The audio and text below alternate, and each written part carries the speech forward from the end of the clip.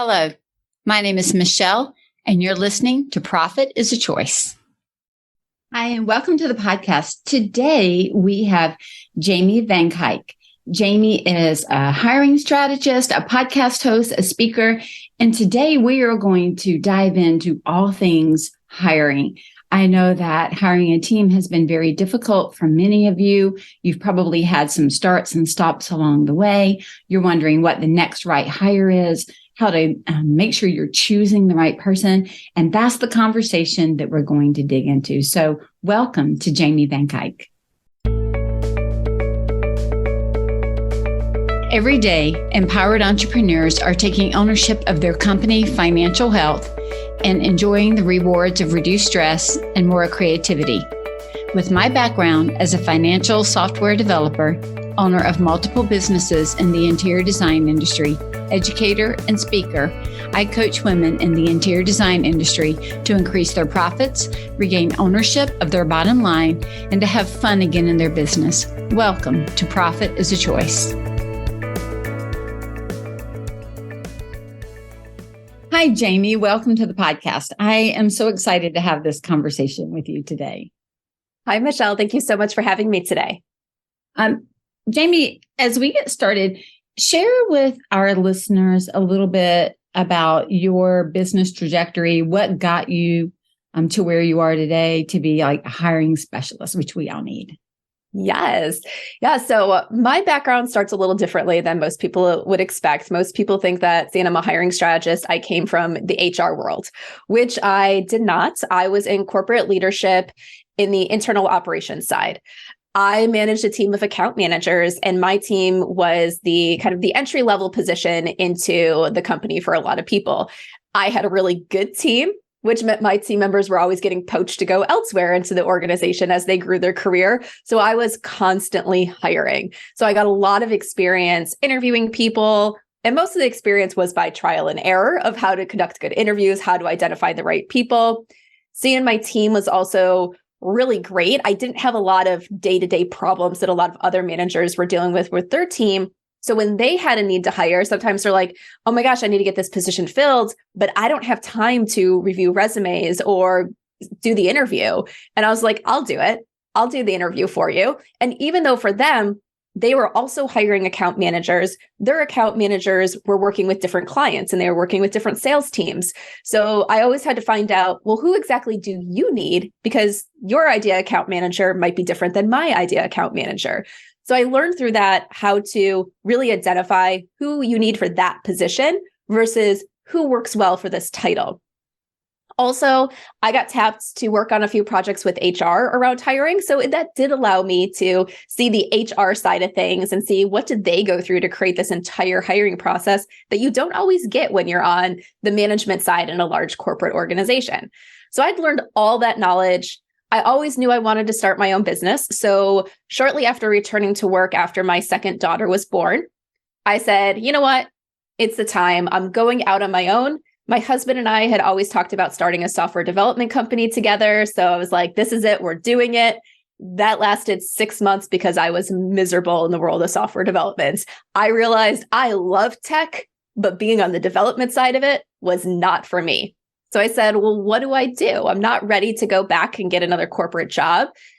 I want to do something on my own. Like, 'cause I felt like if I went back to corporate, I would never leave. I would never take that risk again. So we had a chamber membership. I decided, let me go talk to businesses, find out what they need, because I had done some side consulting projects. So I realized I liked consulting. And that's when I started talking to a lot of small business owners and learning that most small business owners never hired until they were doing it within their own business. Or if they had hired for someone else, they were supplied everything they needed, the job posting, sometimes being told what to ask in an interview, having someone else really be the ultimate decision maker so they didn't have to make the decision on who to hire. They had so much support. And now that they were doing it on their own, they felt lost. So people were saying things like, I took 7 years to have my first good hire in my business. I went through 5 people before I found the person that was right. And they were telling me about all these stories about getting bad hires. And I realized then that there really was a need to educate small business owners on the hiring process. So that way they can learn to hire like a pro and get the right people on their team the first time. So that was coming up. We're coming up at about 5 years now that I started focusing on that with small businesses and growing your team. Okay, so there are 7,000 things we can talk about and all of that. And I don't know if you're aware, we haven't had a prior conversation about this, but my husband and we just started a software company because that was my first role for 10 years. I worked in corporate in a software company. And so we just started one, and it is a lot. It is a lot, and it's very different. So I can appreciate your sentiments regarding that. I'm in for a couple of years now, but we just launched and went public in September. So it's definitely. Congratulations. Yeah, but it's a lot. Okay. So here's the thing. When I worked in corporate and I was a hiring manager, so I was a manager of a development team for software, and we had an HR department and we had a recruiting department. And to your point, we would say, like, we need a senior software developer, or we need a business analyst, or we need a QA specialist. And they already had pre-written job descriptions for those titles and those roles. And they were, for the most part, they were pretty generic across our company. We may, based on the technology we were using, tweak them a little bit for they need to be proficient in this or proficient in that.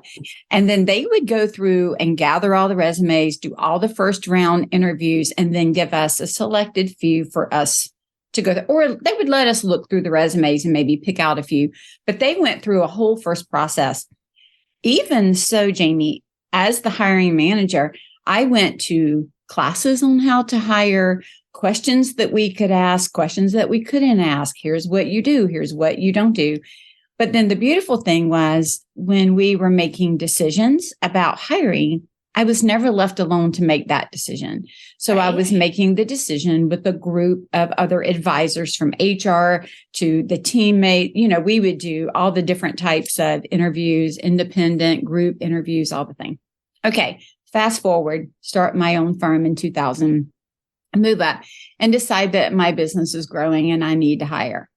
Well, I certainly have some idea of questions to ask and how to hire. It's been a long, hot minute since I've done it. And now I got to do it for myself. And now I have no job description. I just know I'm overwhelmed. I'm overworked. I need help. I need help yesterday. And so I'm kind of in a position of, I'm going to say, I'm grabby. Just give me somebody. Give me a warm body. Yep. Give me a warm body. And so the first time I went through the process, I tried to hold myself back enough to interview well, but I was a bit desperate and hired. Now, I hired a kind gal. It was fine. I wasn't prepared for her, right? I wasn't prepared. So then when I brought her on, it was a part-time hire. It was like a virtual assistant. When I brought her on, and I tell this, I've told it on the podcast, and I certainly teach around it because I did it the wrong way. But I hired her. I wasn't prepared with, I had like a generic job description, but I didn't have any idea of how to onboard her. I didn't have any idea of how to give her information to make sure we could work together. I just wasn't set up. So then I also didn't know what to hire for explicitly. So I went very general, right? Okay, we can tell that didn't last very long because it just wasn't a great fit for either of us. And like I said, she was great. She just wasn't great for me. And I hear that with a lot of the women that I coach, especially if they've never had to hire before. It's daunting. It's overwhelming. I'm shocked. I'm just going to say this. If you're listening and you do this, you're shocking me. So stop shocking me. Like, they go into this many times. And I know it's just because they don't know and they're not ready and they're not equipped. So there's, I've been there, done that, but they have no job description. They don't know what they want them to do. They're grabby. They're desperate, just like I was. And that is just not a good combination without taking a beat and looking to say, what is it that I need? So I want to talk about that in just a minute. But the second thing I want to talk about is how long it takes to perfect hiring. I heard somewhere, I don't remember, that you have to do like so many thousands of hires to go through the process over some amount of time to really know how to zoom in, how to look, how to pick it apart, just like anybody else does who is really good at their job. And I am seeing, especially, I would say over the last 2 years, I'm seeing a lot of chatter online, but certainly within my coaching practice, I'm seeing huge chatter about hiring people, mismatched expectations, mismatched management, lying to say, or misrepresenting, will be kind, misrepresenting skill sets, not asking for the questions, or almost feeling like you can't say no, so you just say yes. Like you don't know what to do. They also feel very alone. And when they've had 2 or 3 of these hires go really badly, they're now shy. Like they are scared to death for the new hire because they can't trust themselves anymore. And that then becomes a limitation for the scaling and the growth of their company because they need to hire, but they're afraid to hire. And now they're ready to almost either shut the business or reorg the whole thing to get out of hiring. Right. Yeah. And I've worked with many clients that have been in that spot where they've had bad hires. And so they're just like, I'm not going to hire anymore. And then they get to that point where they're like, I can't sustain. I can't do this anymore myself. Right. I either need to close up or I need to hire again because I just can't sustain. And it is one of those things where they don't have the confidence in the hiring process. They're afraid of making mistakes again. And we really work through a lot of that to help them get the right person on their team and help build their confidence and teach them how to make decisions, how to uncover someone's true skills versus what they say. Because even if they have experience in that area, experience means many different things. So yes, they might have experience, but it doesn't mean they have the experience that you need. So we teach them this process. And I've had so many of my clients come in hating the hiring process, but they're like, I got to do it. Let's get through it. It stresses me out. To at the end where they're like, that was so easy now that I know what to do. And there's a few things that you said in there that I just kind of want to touch on. First is like, you mentioned a lot of the support and everything in corporate. You mentioned that you went through training.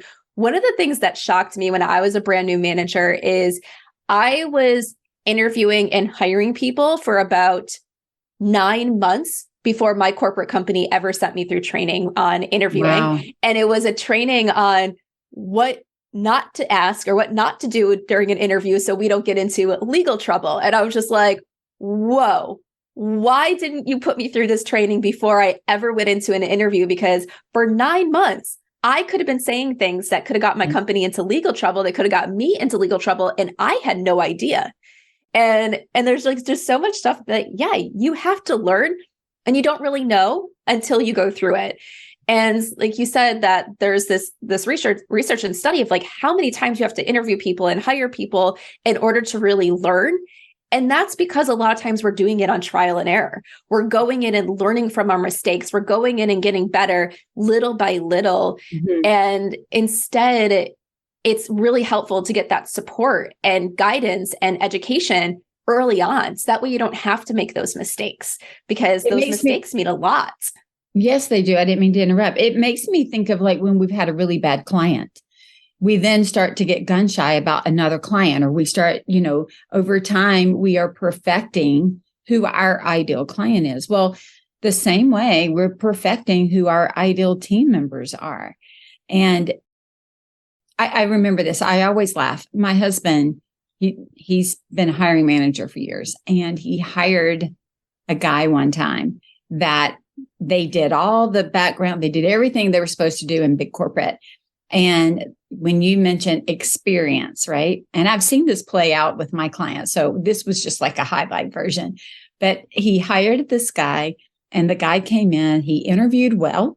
He could speak the language, right? He could speak the speak.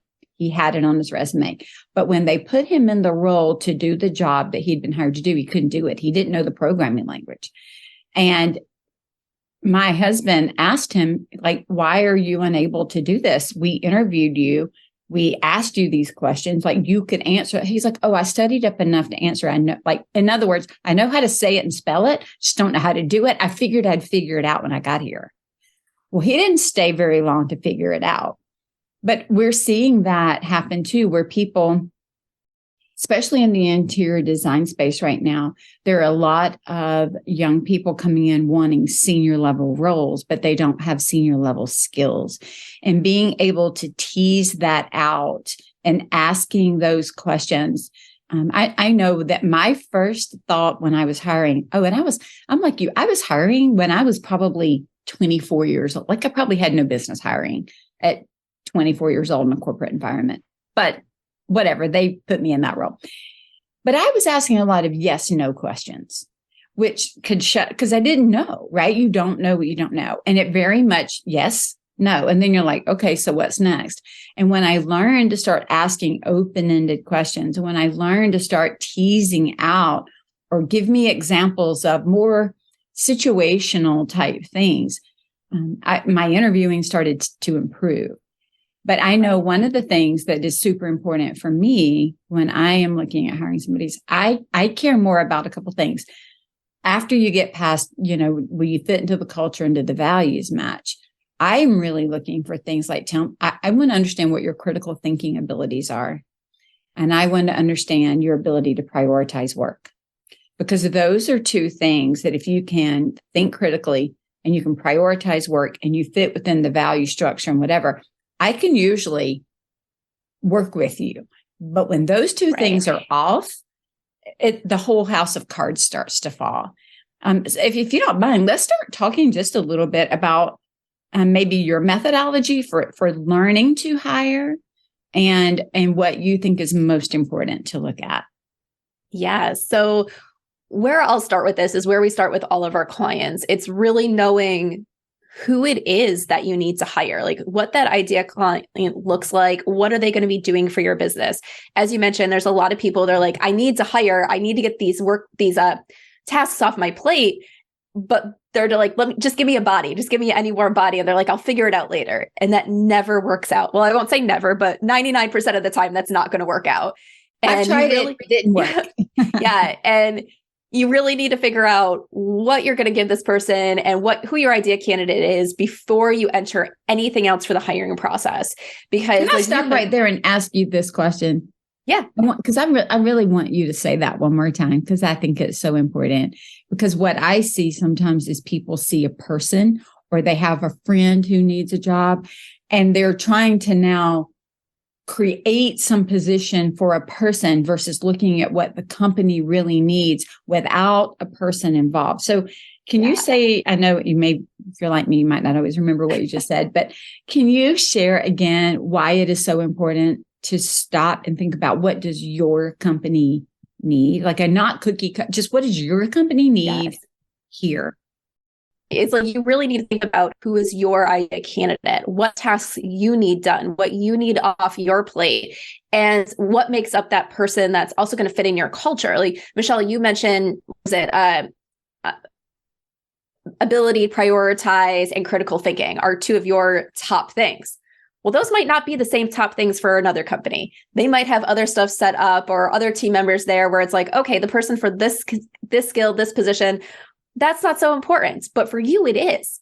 And you need to know that when you're going in so you can uncover that in a candidate. If you weren't thinking about that, you can get someone that's great at what they do, but then you're going to bring them in and you're like, oh, this person's not a fit. They don't work out well. Why don't they work out well when they have like all these other skills? They could be great, maybe a great junior designer. They have a great book of experience, but then you're like, I just can't stand working with them. I can't stand them being on my team. They're not doing things the way I need them done. They're not caring about prioritizing things correctly. They want me to prioritize things for them. And I just don't want to do that. I don't have the capacity. So you really need to think about who it is that you need, which could be very different than another company that's hiring the exact same title. I think this is important too, because it could even be based on different roles, right? The reason that those two things are super important to me, and they're important to a lot of the people that I work with, especially in the higher level positions, like an operations position or a senior position. We're wanting them to be able to anticipate what needs to happen next, prioritize the workload, and get things done without continually coming back to the owner. Because that's when a lot of people will say things like, well, I could have done it myself faster than I've got to keep answering your questions, or you're not asking enough, or whatever. So it kind of creates this turmoil within the workplace because of that. But then I could have positions that I just want you to do what I ask you to do. Like, I will feed you the task. You don't have to think that way. So I think that is a really great point to make. I will say, like, the other thing to think about is, like, let's just talk about critical thinking for an example. One of the things that I like to do with my clients is say, okay, well, what does that really mean for you? Because how you just described critical thinking and doing things that are thinking things, they don't have to go back to the client and bother the client, and creating this quick moving experience could be different than someone else, where that's like, you make the decisions, you move on, you use everything there, where critical thinking could mean something different, where it's maybe more of some of the internal things. And you don't want them making decisions for the clients and stuff like that. So it's like figuring out, they might have critical thinking skills, but can they apply them in the way that you need them to be applied? So for example, a lot of people will say team player. Well, what does team player mean? And so I will always ask, give me an example. What does that look like for you? What does it mean for someone to actually be a team player? We don't just stop at these, generic terms. It's, what does that mean inside your business, and why is that important?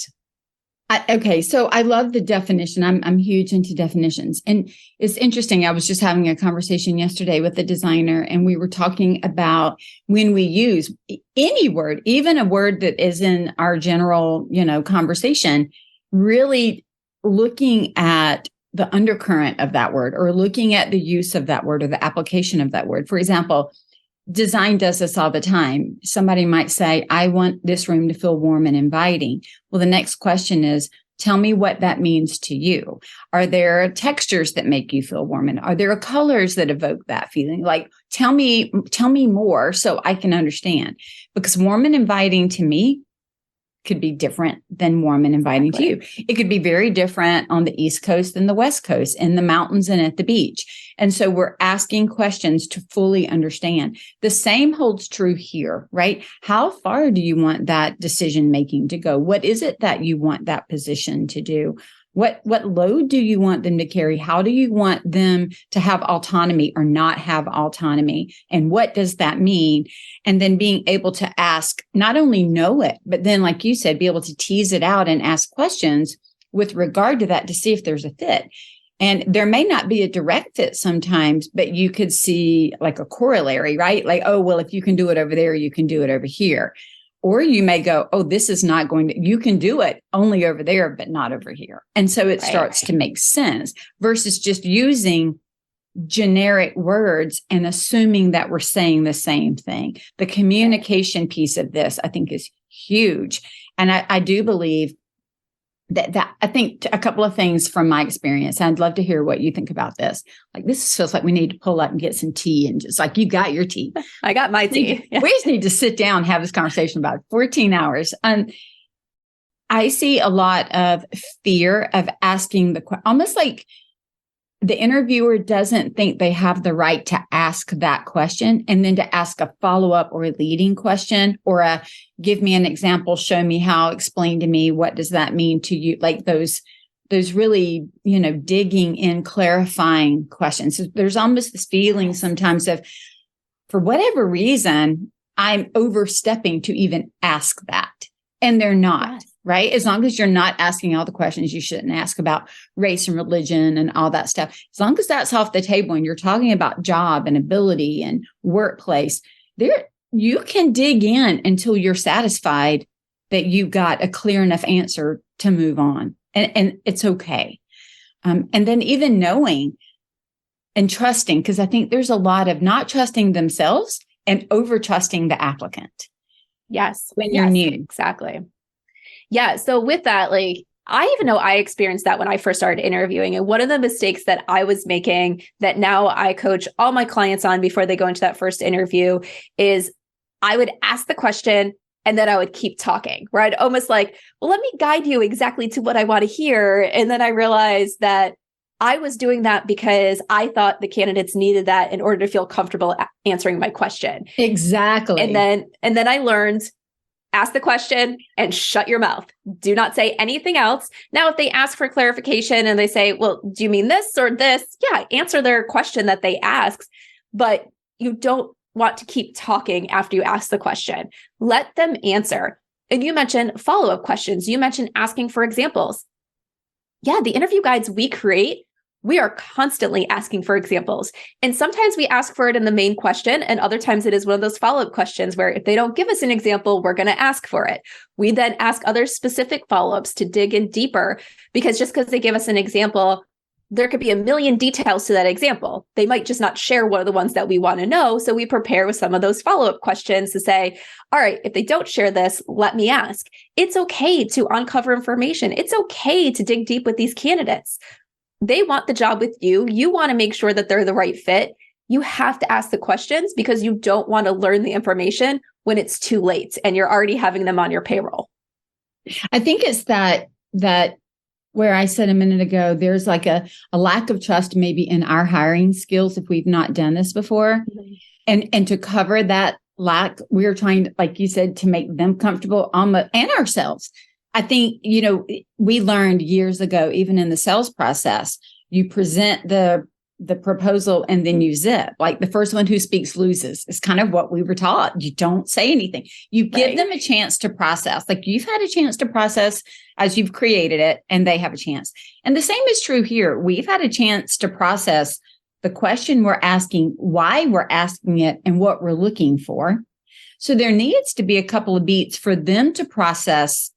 What did she just ask me? What could she be looking for? How do I best respond?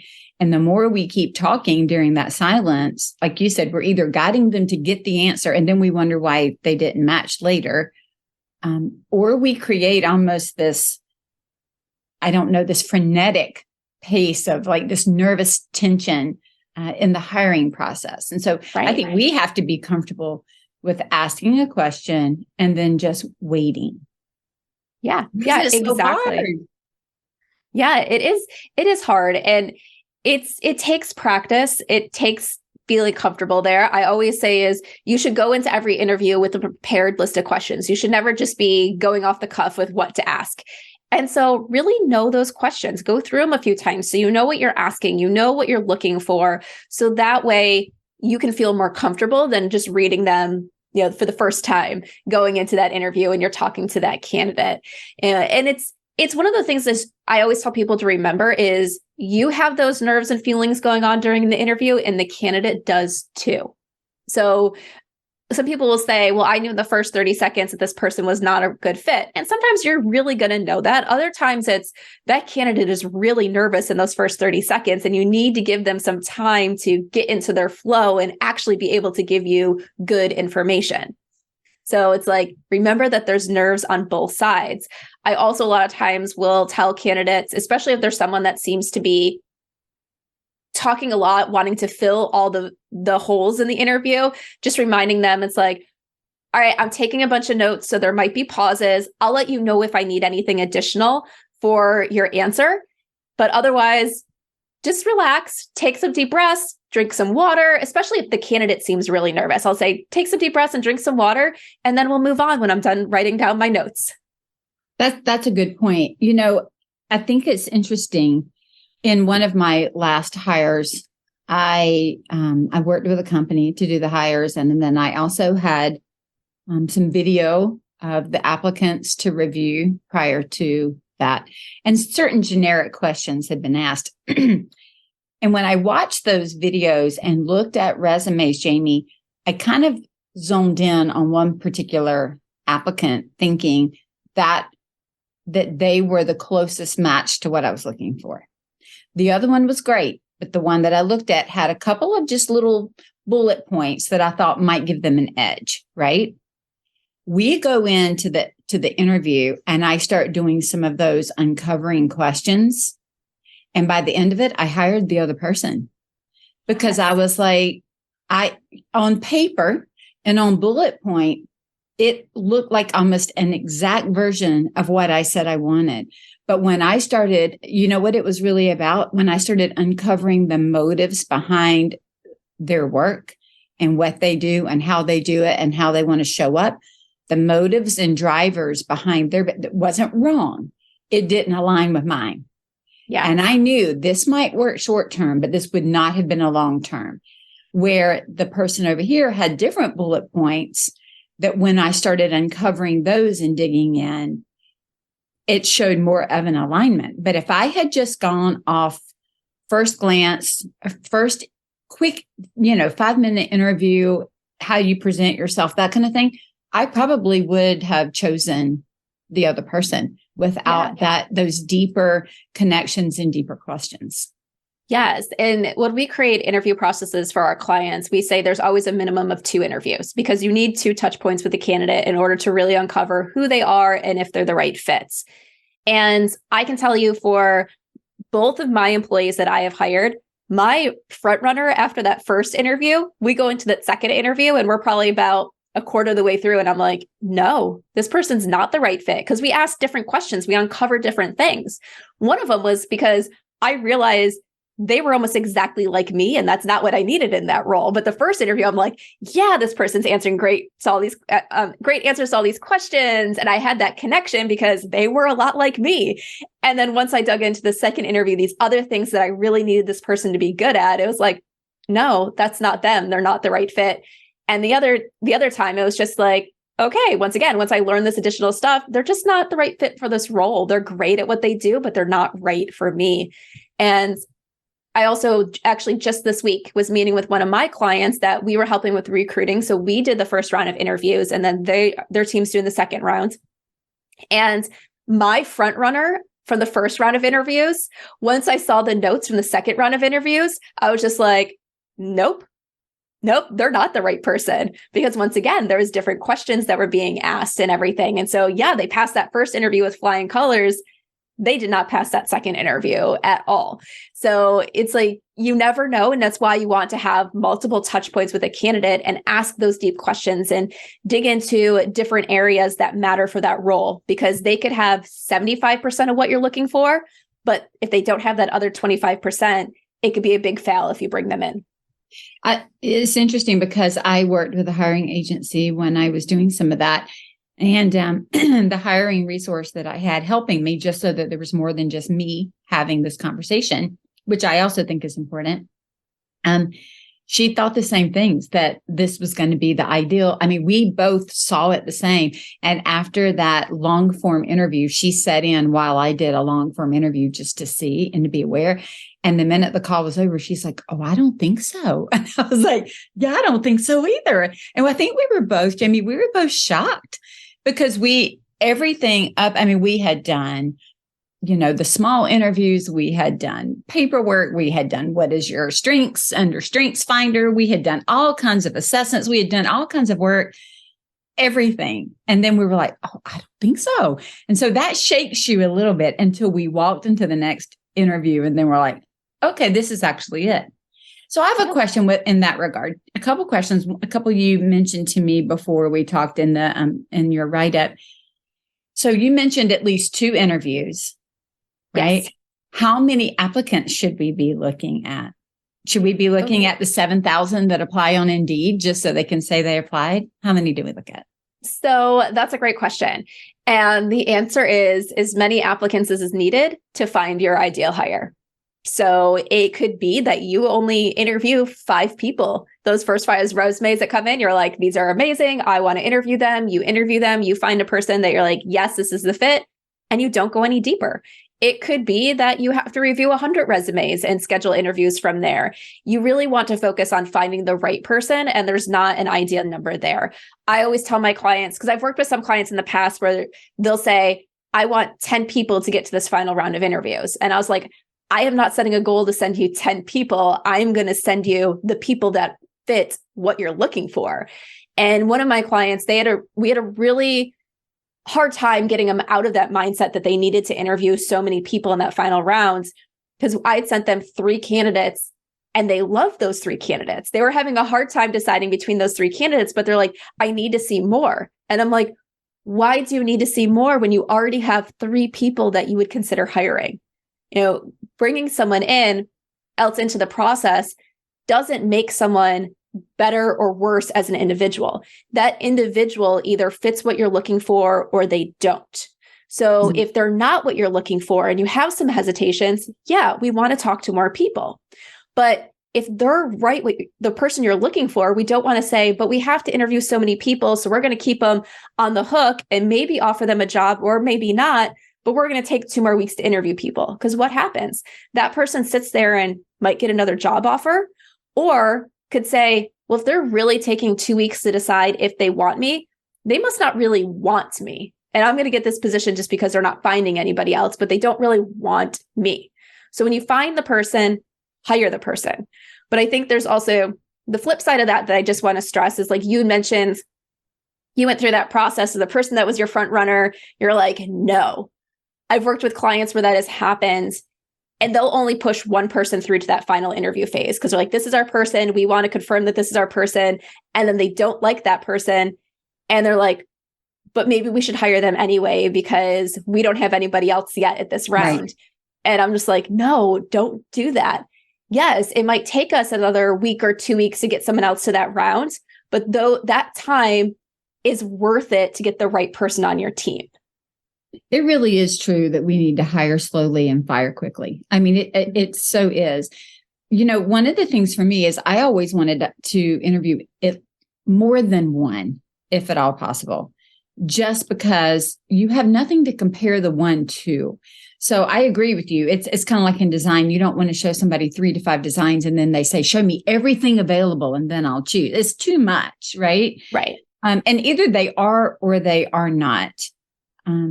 I remember with my last hire, I think the team that I worked with narrowed it down to 4. They sent me 4 and I kicked 2 out just by visually looking at some of the answers for the questions that I said were really important to me. And so 2 people got removed from consideration right there. So it came down to 2 in my final. And then I hired one of them. I think I'm just going to throw this out there because I'm seeing a lot of it and I'm getting ready to podcast on it, but I'm just going to give everybody the teaser. If it matters to you that the people that you hire have and show a version of responsibility for the job and the role, ask questions around that. Because I had to part ways with an employee one time who refused to say, I'm sorry. She refused to take any ownership of anything that went wrong. And I actually, in my last hires, asked people, do you say you're sorry if you screw up? Like, I'm not looking for you to pay for it. I'm just looking for, you know what? Oh, I messed that up. Let me fix it now. And let me look at the process to see how we can make it better. That is a personality trait that I can work with, but constant deflection, that it's somebody else or something else, never taking that full ownership that's another big deal breaker to me. Right. And so I ask a lot of questions around just, are you willing to own it when you did it wrong or you made a mistake? Because we're all human and we're going to make them. Are you able to say, I think that one's on me. Let me see if I can fix it. Because most people can work with that all day long, but it causes a major tension when the person that you've hired, I'm working with a couple people right now that have employees that refuse to say or take any ownership for any mistakes. And it is causing big issues in the workplace. Right. And that's one of the reasons, like, there's a lot of times with our interview questions, we will ask about things that went wrong. We want to see, how do they act in these situations? Do they take responsibility, or are they always, or is the example they pull up, it's blaming it on someone else versus I was like thinking, like, we don't say this in the interview, but sometimes I sit there and think, like, I specifically asked for a time when something went wrong in your work, not a time with coworkers screwed up and you just knew about it. Things like that. Cause I was just like, if you can't tell me anything that you've ever screwed up on, you're lying. We have a problem. That's right. Because we're human. We make mistakes.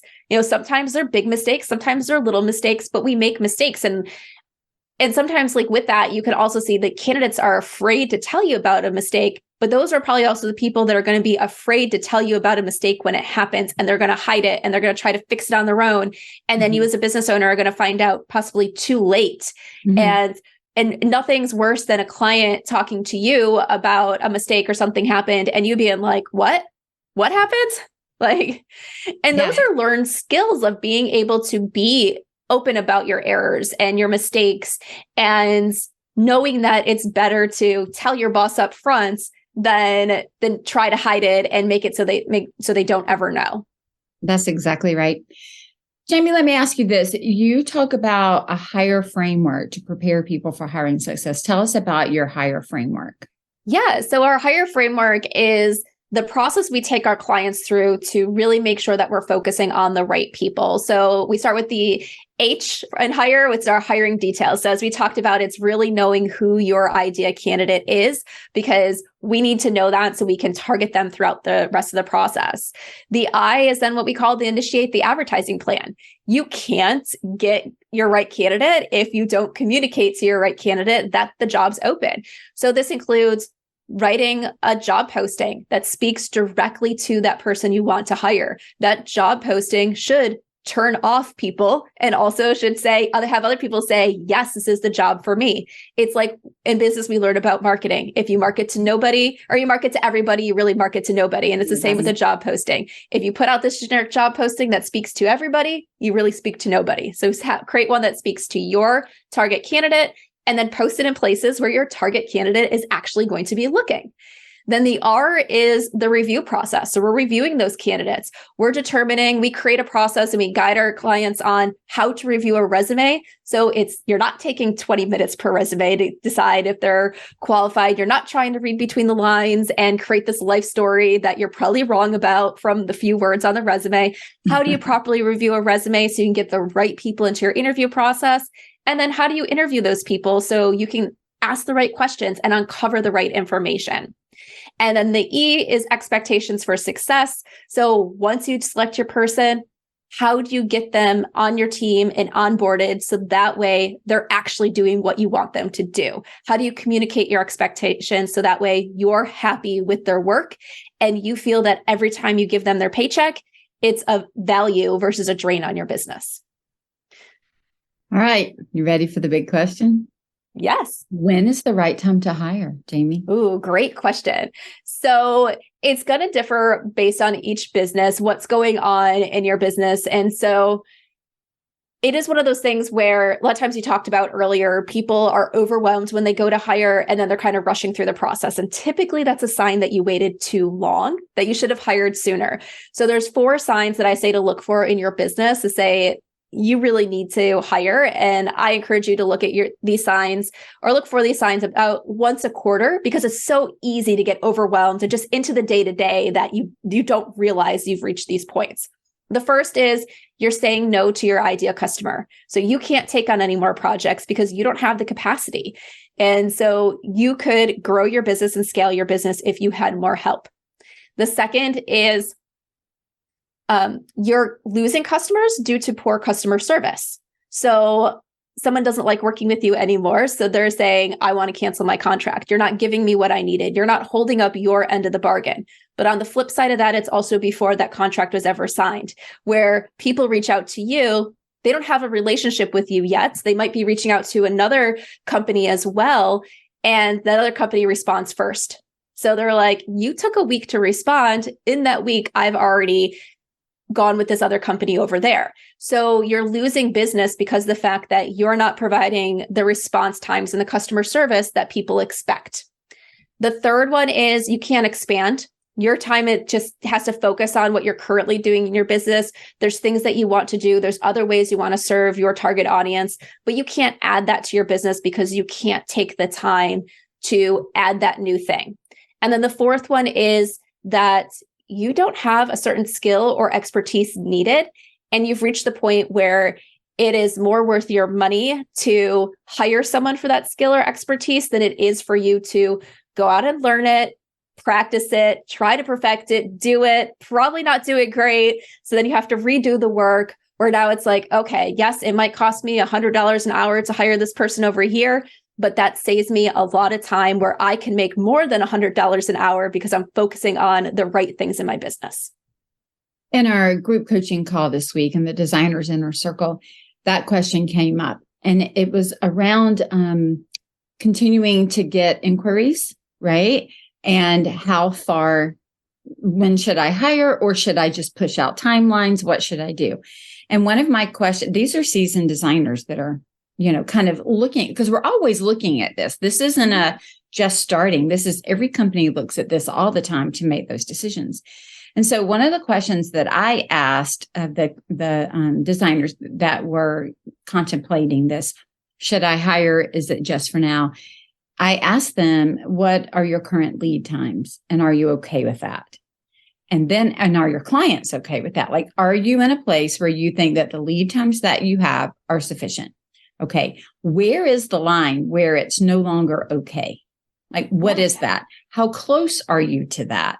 What is the capacity of the team that you currently have as compared to the inquiries that are coming in? Like, if the inquiries coming in aren't work that you want, I wouldn't hire to take that. If you are bumping up against where you're comfortable with lead times and the work is continuing to come in and you're signing the contracts, not just the tire kickers, but you're signing contracts, then we need to start looking at expanding and hiring more people. But if you still have capacity for the team that you have and you've not reached your upper limit, you may be able to wait a little bit longer. Or if the calls are not coming in as quickly, you might be able to wait a little bit longer. But they're really strategic questions that need to be asked. And it shouldn't just be a knee-jerk reaction. What I often see is not asking those questions in advance or having them on your radar to continually ask and review, and getting to the point where you're so desperate that you were like I was, that I mentioned when I did my first hire all those years ago. And then you're just reaching out and taking anybody and doing whatever. You're looking for the warm body versus being more strategic in that hire and in that positioning. Yes, exactly. And one of the things when I mentioned that first sign, when you're saying no to your ideal client, one of the things I often talk about is wait lists. And then the question always comes up is like, well, sometimes people use wait lists kind of as a marketing thing. Well, we are a full firm. So in order for us to take a project from you, project can't start for 4 to 6 to 8 weeks out more, but we use that to show that we're in demand. And that is a great way that you just described it. Are you comfortable with that lead time? So if there's a wait list because you just can't take on any more business, but you want that business, you need that business to grow your revenue and to scale and take your business to the level, then that wait list that you have is hurting your business versus helping your business. That's right. If that wait list is okay with your business, if that wait list means that you can increase your prices because you're really in demand and that's how you're going to grow your revenue, then it's okay to have a wait list. So it's figuring out what is right for your business. If you're the type of person where someone's like, oh, you have a wait list, so all your idea clients are going elsewhere, then it's hurting your business and you need to do something about it.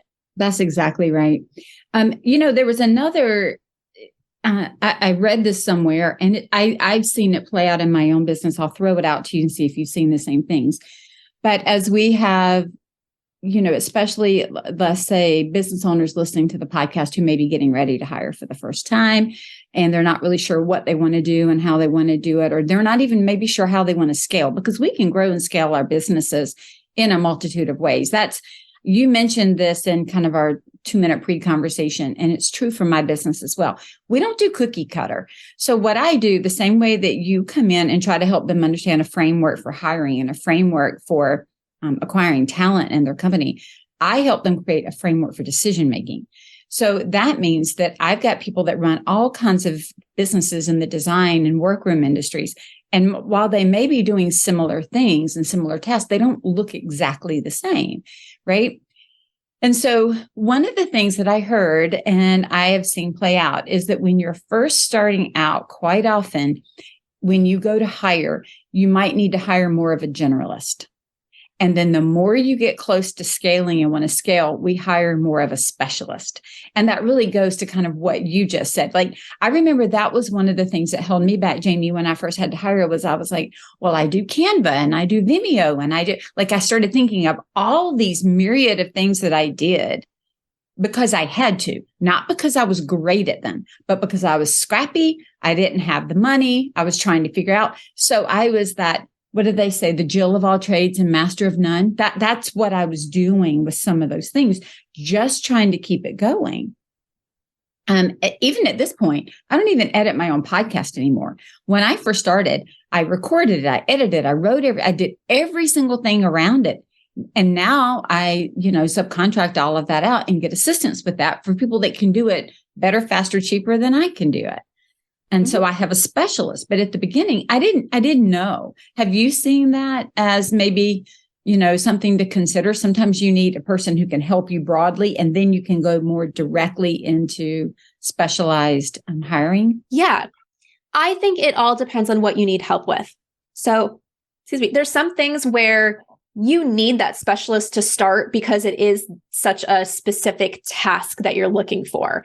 And let's just use the podcast thing.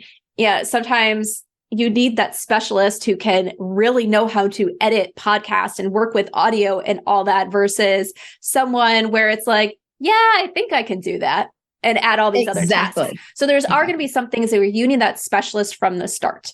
But then there's a lot of other things. Yes, a lot of those first hires I see for businesses, they are kind of more of that generalist assistant type position because you have a hodgepodge of things that you want to give them.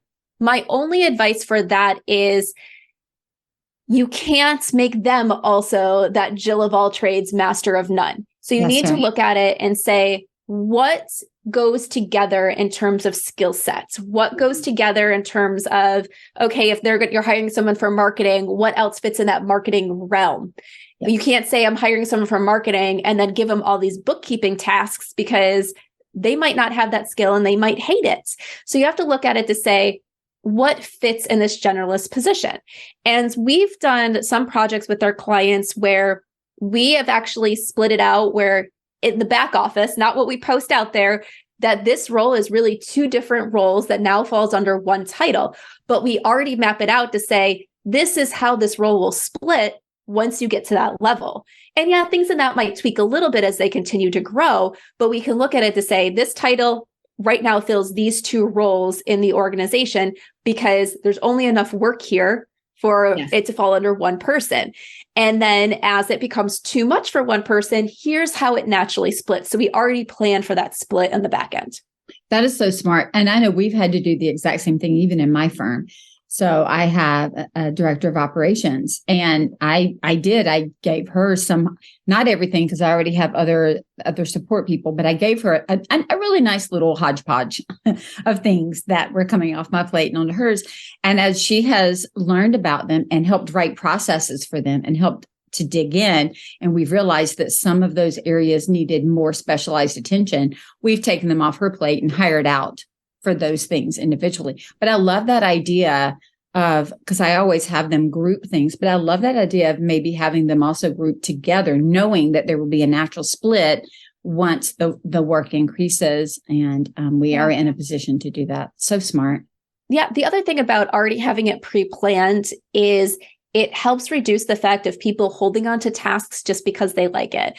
I recently worked with an organization where we were helping them with a huge reorg. They were a 200-person organization. And one of the problems that we found out with their senior level people is a lot of them had been with the organization for 30 years or 20 plus years. And when they started, they had those hodgepodge roles. Well, some of them grasped onto certain things and wouldn't let go. So now we have this person at this title who's doing work that doesn't fall under that title because they like that work and they didn't want to let it go. And we've had to have really tough conversations with those people to say, but this doesn't fall under your role. And part of it is, like I said, some of these people have been there 30 years and they're getting close to retirement within the next year to 5 years. We said, when you retire, we will never be able to fill this role as is. So we need to start structuring things correctly so the right tasks fall to the right titles. So that way we can fill the positions when it's needed and the people are doing what they should be and the tasks belong in the right buckets in the organization overall. Yeah. Hard conversations, aren't they? Yes, it definitely was. So Jamie, as we wrap up, is there anything else about hiring or anything else about our conversation today that you want to make sure that the listeners know or have access to? Yeah. So just one last tip, and we've talked about this a lot, but I just always want to stress that is just because someone's good at what they do does not mean they're right for you. So just keep telling yourself that is what we talked about. You have to know your ideal candidate and find your ideal candidate throughout the process, not just someone who's good at what they do, because they could be amazing, but doesn't mean they're going to be amazing inside your organization. And so keep that in mind. And then as a gift for all the listeners, I have my free hiring checklist that you can go and download. It's the hiring checklist, how to hire the right team for your growing business. And you can go over to growingyourteam.com/profit-is-a-choice and download that checklist. That's awesome. Thank you so much. I'm going to download it myself to have my own checklist. And that checklist does bring you through that hire framework. Awesome. Great. Thank you. So Jamie, tell them again what your website is and where they can find you and other socials. Yeah, so my website is growingyourteam.com, and we are under Growing Your Team on social media channels. You can find us on Instagram, Facebook, and LinkedIn. Well, thank you so much for coming on today. And I'm excited to continue our business relationship because I think you have a whole lot to offer. So thank you. Yes, thank you so much for having me. Hiring is something that we really need to take seriously. It is true. We need to hire slowly and fire quickly. And in that hire slowly, it's important to do it with a strategy. I know you hear me talk about that on the podcast all the time, the importance of strategy, doing things with a plan. And Jamie and her team are doing the exact same thing when they help you create a hiring strategy, what you're doing, how you're doing it, and the follow through. So if you need any assistance in that, check out Jamie and her company. And if you need help overall with the strategy in your company, whether it be your financials, your strategic plan, or anything else, please check us out at scarletthreadconsulting.com and sign up for a discovery call. And don't forget matriquesolutions.com to create a strategy and a plan to watch and to measure your financials. And as always, hire carefully because that creates profit. And profit doesn't happen by accident. Profit is a Choice is proud to be part of the designnetwork.org, where you can discover more design media reaching creative listeners. Thanks for listening and stay creative and business minded.